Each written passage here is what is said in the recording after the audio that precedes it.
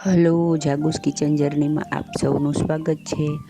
Friends, આજે આપણે એકદમ હેલ્ધી અને ટેસ્ટી એવા રક્ષાબંધન નિમિત્તે ચોકલેટ બોલ્સ બનાવીશું અને એકદમ ઝડપથી અને ગેસના બહુ ઓછા ઉપયોગથી બની જાય છે. તો ચાલો શરૂ કરીએ.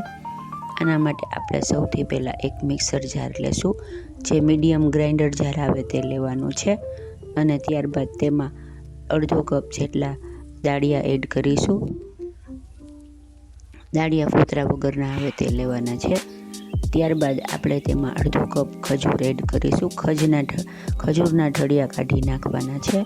ત્યારબાદ અડધો કપ મખાના લેશું. મખાનાને મેં ગેસ ઉપર કોરા જ રોસ્ટ કરી લીધા છે, તે લેશું.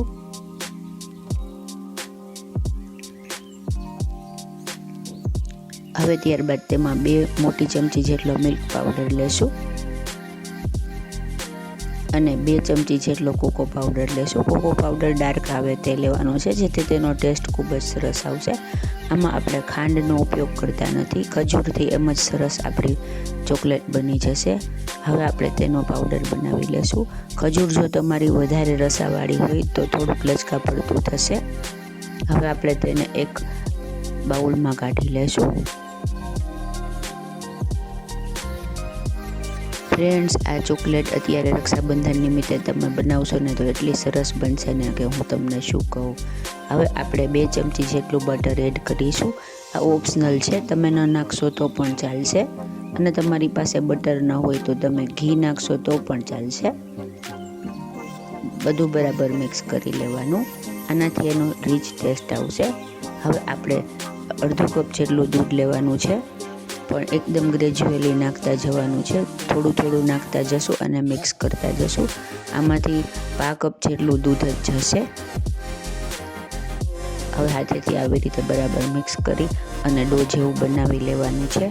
ફ્રેન્ડ્સ, જો તમે મારી ચેનલ પર નવા હો તો મારી ચેનલને સબસ્ક્રાઈબ જરૂરથી કરજો અને બાજુમાં રહેલ ઘંટડી દબાવી દેજો, જેથી મારી નવી રેસીપીનું નોટિફિકેશન સૌથી પહેલાં તમને મળે. આવી રીતે મિક્સ કરી અને આપણે તેનો ડો રેડી કરી લેશું. ફ્રેન્ડ્સ, બહારની ચોકલેટ ન લેતા આ ચોકલેટ તમે ઘરે રક્ષાબંધન નિમિત્તે બનાવશો ને, તમારી પાસે 5 મિનિટનો ટાઈમ હશે ને તો પણ ફટાફટ બની જશે. તો તમે ચોક્કસથી બનાવજો.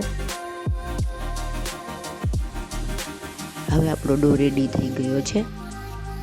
આપણે તેના નાના નાના બોલ વાળીશું. તમને ગમે તે શેપ તમે આપી શકો. અત્યારે મેં બોલનો શેપ આપેલો છે. આનું ફરેરો રોસર જેવી ટેસ્ટી લાગશે. તમે ચોક્કસથી બનાવજો.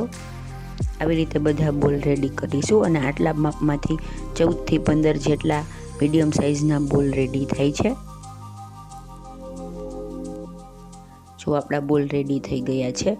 હવે આપણે અડધો કપ જેટલી ડાર્ક ચોકલેટ લેશું અને તેને આવી રીતે ડબલ બોઇલરની મદદથી મેલ્ટ કરી લેશું અને તેમાં 1 ચમચી જેટલું બટર એડ કરવાનું છે, જેથી તેનું લસ્ટર અને શાઇનિંગ સરસ આવે. ધીમે ધીમે આવી રીતે તેને મેલ્ટ કરતા જશું. એકદમ લિક્વિડ ફોર્મમાં થઈ જાય, સેમી થીક જેવું લિક્વિડ થશે.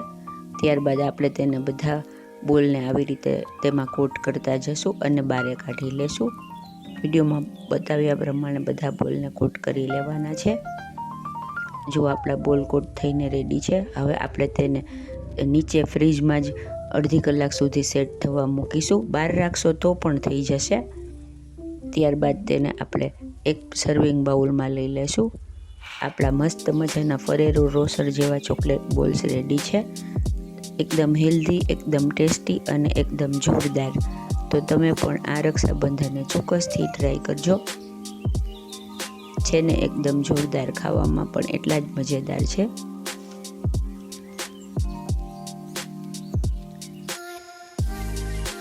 ફ્રેન્ડ્સ, મારી રેસીપી તમને ગમતી હોય તો તેને વધુમાં વધુ શેર કરી મને સપોર્ટ કરજો. હવે આપણે તેને તોડીને જોઈ લેશું.